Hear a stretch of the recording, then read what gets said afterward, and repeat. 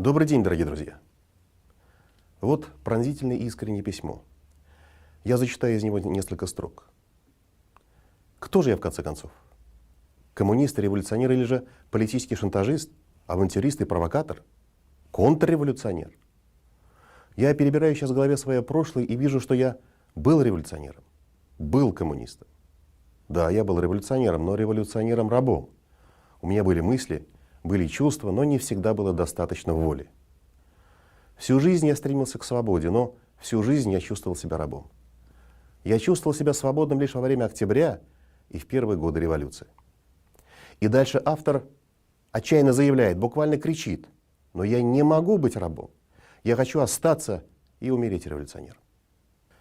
Эти строки написаны очень известно в свое время большевиком Мирсаидом Султангалиевым и адресованы недавним близким коллегам, высшему руководству страны, вождям большевистской партии, в том числе, и это особо указано автором письма, Сталину и Троцкому. Письмо датировано маем 1923 года. Султангалиев написал его сразу после своего исключения из партии и ареста по надуманному обвинению. Инициатором же сфабрикованного дела был лично Сталин. Опальный вождь Октябрьской революции Лев Троцкий, вынужденный позже бежать из страны, так вспоминает о Султангалиеве. Он передает разговор с одним из ближайших соратников Ленина, Львом Каменевым. «Помните арест Султангалиева в 1923 году, — говорит Каменев. Это был первый арест видного члена партии, произведенный по инициативе Сталина. Мы с Зиновьем и несчастью дали свое согласие.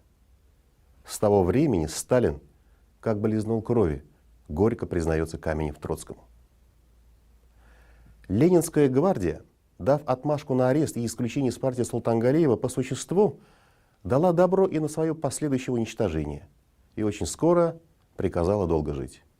Пройдет всего несколько лет, и Троцкий, и Каменев, и Зиновьев, и Бухарин, весь цвет большевистской партии будет Сталином ликвидирован. Добавлю, что, пожалуй, Султангалиева особенно активно начался процесс наклеивания ярлыков на оппозицию внутри партии. Обвинение в Султангалиевщине становилось приговором. Конвейер уничтожающих и уничижающих ярлыков был запущен и практически не простаивал всю советскую эпоху. Итак, кем же был Мирсаид Султангалиев? Правая рука Сталина в первые послереволюционные годы. Участник создания союзных и автономных республик. Очень интересный мыслитель, идеи которого часто не укладывались в узкую партийную доктрину. К его мнению прислушался сам вождь мирового пролетариата Владимир Ильич Ленин. Будущий революционер родился 12 июля 1892 года в Уфимской губернии, в татарской учительской семье. В детстве прочел всю библиотеку отца, почти всех русских классиков. Занимался самообразованием, учился в новометодной джадидской школе. Напомню, что джадиды выступали за кардинальную реформу исламского образования, широкое изучение светских наук. Так формировался человек, открытый всему новому, сторонник сближения и взаимопроникновения русской и татарской культур. Позже, учась в татарской учительской школе в Казани, умный, пытливый юноша уже живо интересуется политикой.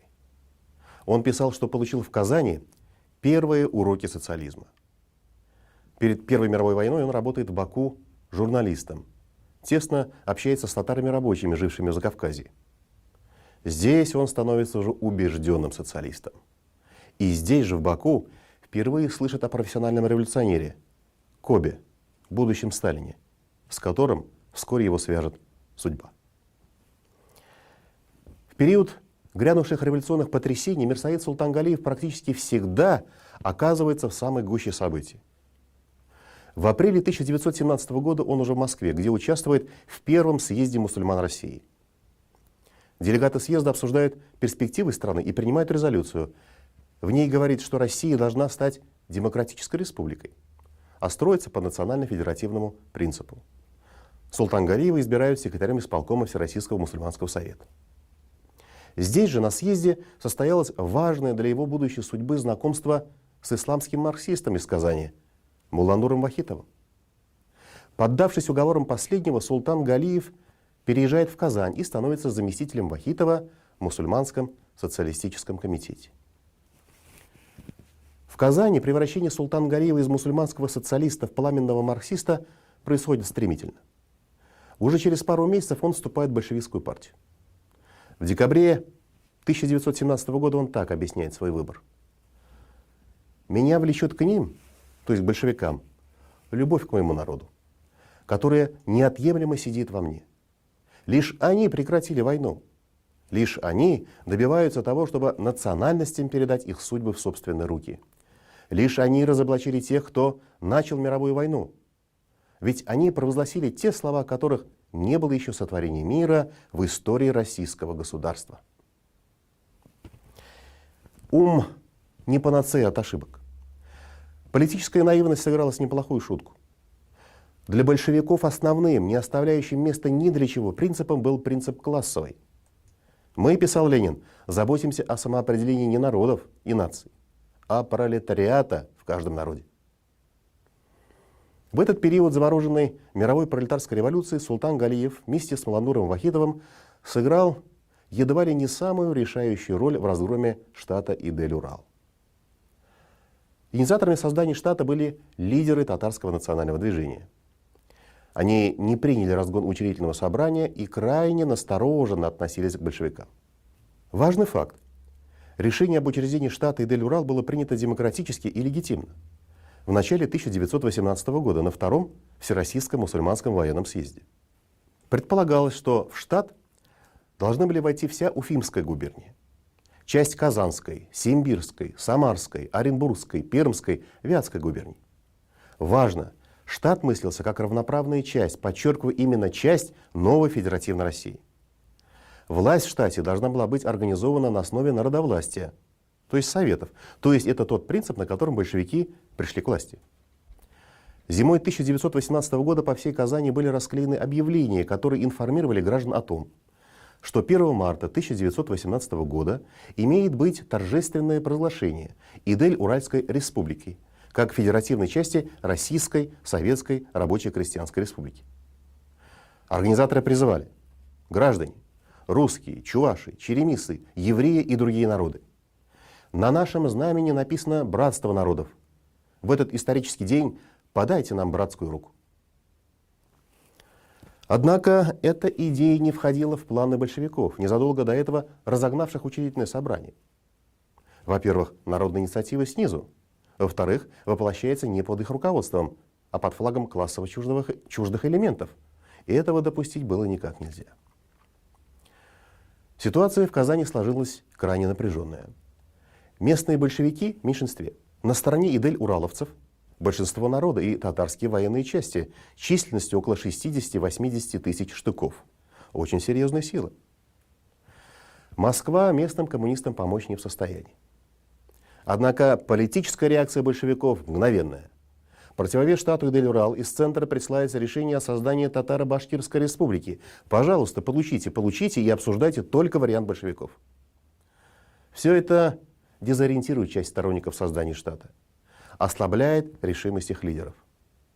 И тут казанские большевики идут ва-банк. Внезапно арестовывают инициаторов создания штата, перевербовав перед этим часть солдатских формирований. Кого-то убедив, кого-то запугав. Роль в этом султан Галиева была едва ли не решающей. Именно он выступил с инициативой ареста. Он лично работал среди солдат. Аресты прошли в ночь на 1 марта. В городе начались волнения, поэтому вскоре арестованных пришлось выпустить. Однако султан Галиев добился своей цели. Процесс создания штата застопорился. В этой ситуации лидеры штата, в принципе не собиравшиеся воевать и желая избежать кровопролития, решают отказаться от вооруженного восстания против большевиков, объявивших себя единственной законной властью и не собирающихся считаться ни с какими жертвами. Чем руководствовался тогда султан Галиев? Видимо, понимал, что в случае провозглашения штата Идель-Урал и перехода на его сторону мусульманских частей большевики окажутся на грани поражения. Красной армии еще толком нет, а та, что есть, на Восточном фронте в значительной части состоит из татар и башкир. Колчак может прорвать фронт, а дальше недалеко и до возрождения империи. империи, в которой нет места его чаяниям о равноправии народов. Эти доводы и последовавшие за ними события наглядно демонстрируют роль личности в истории. А если бы Султан Галиев принял тогда другое решение? Никто сейчас уже не скажет, куда могла повернуть история всей страны.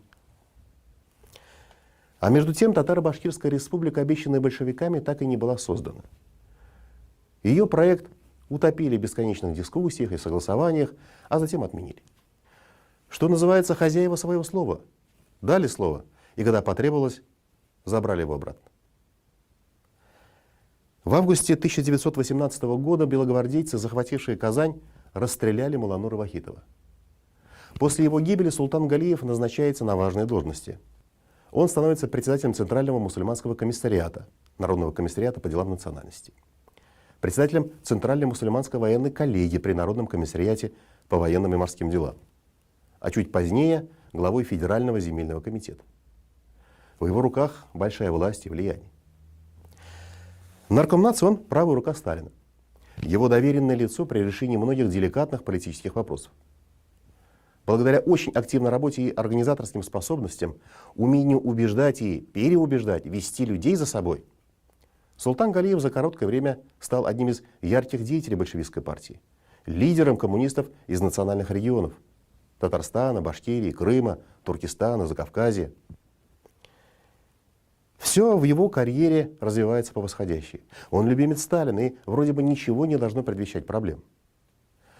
Однако совсем скоро его внутренние убеждения и мечты разбиваются о суровой реальности. И вместо того, чтобы как-то встроиться в общую линию, что посчитали для себя приемлемым многие коллеги по партии, он решает отстаивать свою позицию. В чем же заключались его разногласия со Сталиным и большинством членов Политбюро? Во-первых, Султан Галиев осмелился поддерживать связь с опальным лидером Башкирской республики Заки Валиди. В 1920 году Заки Валиди и башкирский ревком подал в отставку из-за острого конфликта с ЦК партии. Башкиры возмутил тогда факт нарушения Москвой договоренности, достигнутых ранее. А за год до этого, в 1919 году, Султан Галиев сумел уговорить Заки Валиди перейти с башкирскими военными частями от Колчака на сторону Красной армии. Адмирал Колчак, как известно, республик народам России не обещал, был решительным сторонником восстановления Российской империи. Пренебрежительное отношение к националам стало его стратегическим просчетом. Переход мусульманских частей татар и башкир на сторону красных, обещавших создание самостоятельных республик в составе России, стал началом конца колчаковской армии. И теперь Султан Галиев, чувствуя свою ответственность за судьбу Заки Валиди, попытался повлиять на своего давнего приятеля. Начал переговоры. Но Сталин и коллеги инициативу Султана Галиева не поддержали. Разошлись Султан Галиев со Сталиным и в вопросе о борьбе с колониализмом и роли религии в революции. Султан Галиев доказывал, что у народов Востока очень мала доля рабочих. Поэтому освобождение от колонизаторов, англичан, французов и прочих буржуев, возможно только в союзе со своей родной национальной буржуазией и феодалами. И это, конечно, выглядело в глазах ЦК крамолой, отступлением от классовых позиций. Еще одна крамола — отношение Султана Галиева к исламу. В этой религии есть много законов, которые по своему существу носят вполне положительный характер, объяснил он. Среди них такие позитивные черты, как обязательность просвещения, известное изречение пророка «жажде познания от колыбели до могилы», обязательность промышленности и труда, обязанность родителей воспитывать своих детей до совершеннолетия, отрицание суеверий, запрещение колдовства, азартных игр, роскоши, расточительности, золотоношения, употребление спиртных напитков, взяточничества, а также установление прогрессивной налоговой системы и так далее, и так далее. Все эти взгляды Султана Галиева также не получили поддержки у большинства членов ЦК партии, хотя было немало и тех, кто разделял его взгляды. Наиболее глубокий конфликт между Сталиным и Султаном Галиевым разворачивается при обсуждении ключевого вопроса: как создавать Советский Союз. Султан Галиев категорически против разделения республик на старших и младших, так называемого проекта автономизации, усиленно проталкиваемого Сталиным. Султан Галиев заявляет об ошибочности принципов объединения республик в единый союз, предлагаемых Сталиным, и особенно о несправедливости разделения советских республик на национальности, которые имеют право вхождения в союзный ЦИК, и на национальности, которые не имеют этого права. Султан Галиев пытается убедить, что разделение на пасынков и на настоящих сыновей – большая ошибка. Ожесточенная полемика между Султан Галиевым и Сталиным развернулась на 12-м съезде партии. Султан Галиев заявил, что та постановка вопроса, которая предлагается товарищем Сталиным, не разрешает национальный вопрос. Нельзя говорить, что эта национальность доросла до того, что ей можно предоставить автономию, а эта не доросла. Если мы будем так рассуждать, то до чего мы дойдем, спрашивает он. Сталин же, в свою очередь, обвинил Султан Галиева в национал-уклонизме.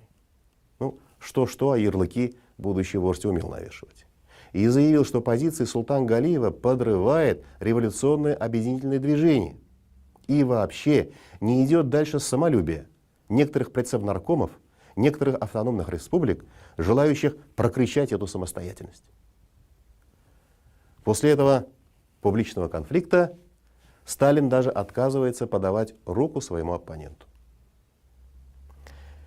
Позицию Султан Галиева поддерживали многие коммунисты, в том числе и руководящие. Однако власть партии уже сосредотачивается в руках Сталина. Пока еще не вся, но значительная ее часть. Большинство делегатов 12-го съезда номенклатура уже назначены на различные посты генсеком партии Сталина. Примечательно, что Султан Галиев отстаивал точку зрения, которой придерживался и Ленин. Вождь мирового пролетариата в декабре 1922 года написал в одной из своих статей: «Видимо, вся эта затея автономизации в корне была неверна и несвоевременна». С Лениным Сталин в открытую бороться не решился. А вот на примере Султан Галиева показал, что ждет всех его настоящих и будущих оппонентов. В 1923 году Ленин уже изолирован от партийной работы. Его влияние стараниями так называемых соратников постепенно уменьшается, переписка цензурируется. Это время Сталин и выбирает для расправы над Султан Галиевым. Незадолго до этого за Султан Галиевым начинается слежка, его телефонные разговоры прослушиваются. 4 мая 1923 года на партколлегии ЦК РКПБ Султан Галиев исключается из партии как антипартийный и антисоветский элемент, снимается со всех постов. В этот же день он арестован органами ГПУ. Султан Галиева обвиняет в создании националистической организации, выступавшей якобы против руководства партии и государства. ГПУ перехватила переписку Султан Галиева с руководителями Татарии, Башкирии и Крыма. В переписке обнаружили страшные преступления. Султан Галиев призывает руководителя автономии выступать на партийных собраниях защиты своих позиций. Грехом стала также поддержка Султан Галиевым практики возрождения на Волге старинных татарских селений. Самыми тяжелыми стали обвинения в связи Султан Галиева с бывшим руководителем Башкирской республики Заки Валиди, который находился теперь в рядах так называемых басмачей в Средней Азии. Султан Галиев отвергает все обвинения, кроме контактов с Валиди, но объясняет их желанием доказать Валиди ошибочность его присоединения к басмаческому движению. Он оценивает Валиди как талантливого самородка, который, если бы мы не оттолкнули его от себя, пишет он, был бы один из честнейших работников коммунистической партии на Востоке. Но Сталин, конечно же, не выпускает его из цепких рук. Не для этого арестовали. И в июне 1923 года организует специальное расширенное совещание ЦК с участием руководителей из национальных республик. Ленина на совещании нет, он болен. Поэтому он присылает от себя супругу, Надежду Константиновну Крупскую. С разгромным докладом выступает председатель ЦК РКПБ Валериан Куйбышев. Название его доклада красноречивое – об антипартийной и антигосударственной деятельности Султан Галиева. Это уже приговор. Приговор до всякого обсуждения. Султан Галиев и его сторонники, заявил Куйбышев, контрреволюционеры. Им не место в нашей партии. Нужно вычистить попутно с ним и все то, что за ним шло. С кем он сносился, с кем переписывался, кого он в будущем мыслил связать с басмаческим движением. Всех их надо немедленно автоматически выкинуть из партии. В заключительной части своего доклада Куйбышев зловеще заявил: данное совещание несет не мир, а меч. В то же время немало участников совещания не побоялись поддержать Султангалиева. Среди них руководители и партработники из автономных и союзных республик. Частично поддержал его и легендарный командарм Красной армии Михаил Фрунзе. Но руководители партии Троцкий, Каменев, Зиновьев, Бухарин и другие солидаризируются со Сталиным, и совещание заканчивается победой будущего вождя народов. Но Сталин еще не всесилен. Вскоре Султангалиева освобождают из заключения. Агентурные донесения о его связях с басмаческим движением не подтвердились. Но в партии восстановиться ему не дают. Сталин обещает вернуться к вопросу о восстановлении спустя время, но обещание не выполняет. Последующая жизнь Султангалиева – это постепенное затягивание удавки. Сталин то ослабляет ее, то натягивает. После исключения из партии Султангалиев нежелательная персона. Его не публикуют, не допускают к общественной работе. Чтобы не умереть с голоду, он нанимается рядовым работником Охотсоюза.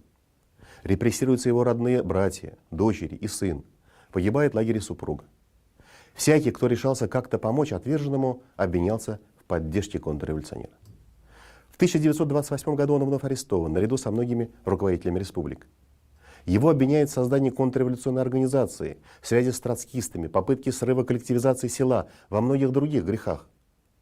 Из 76 привлеченных тогда к так называемому делу лиц, 21 человек был осужден на смерть.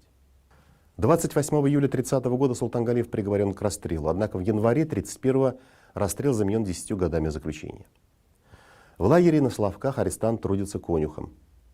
В 1934 году его освобождают досрочно в связи с ухудшением здоровья, но при этом разрешают жить только в Саратове.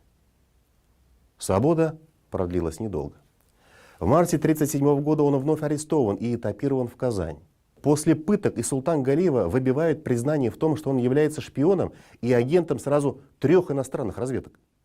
Апофеозом страшного абсурда становится также признание в том, что он пытался организовать в Саратовской области диверсионный отряд из башкирских колхозников для свержения советской власти. В декабре 1939 года военная коллегия Верховного суда СССР приговорила его к расстрелу. 28 января 1940 года приговор был приведен в исполнение. Через 50 лет, в 1990 году, Мирсаид Султангалиев полностью реабилитирован за отсутствием состава преступления. Невиновен. Сегодня у нас в стране мало кто, кроме историков, помнит его имя. Но я думаю, что знать об этом оригинальном мыслителе и просто смелом и мужественном человеке нужно. В период революционных событий 1917 года и гражданской войны он внес заметный вклад в историю нашей страны, историю создания Республики Татарстан. Сегодня, наверное, можно спорить, в чем он был прав, в чем ошибался. Нам сегодня все кажется виднее. Но он жил в свое время. Время, когда ответы на многие вопросы приходилось искать путем проб и ошибок, порою ценой собственной жизни. Очевидно одно, без него наша история была бы другой. Спасибо за ваше внимание. Всего вам самого доброго. Буду признателен, если поставите лайки под этим видео. Подписывайтесь на мой канал.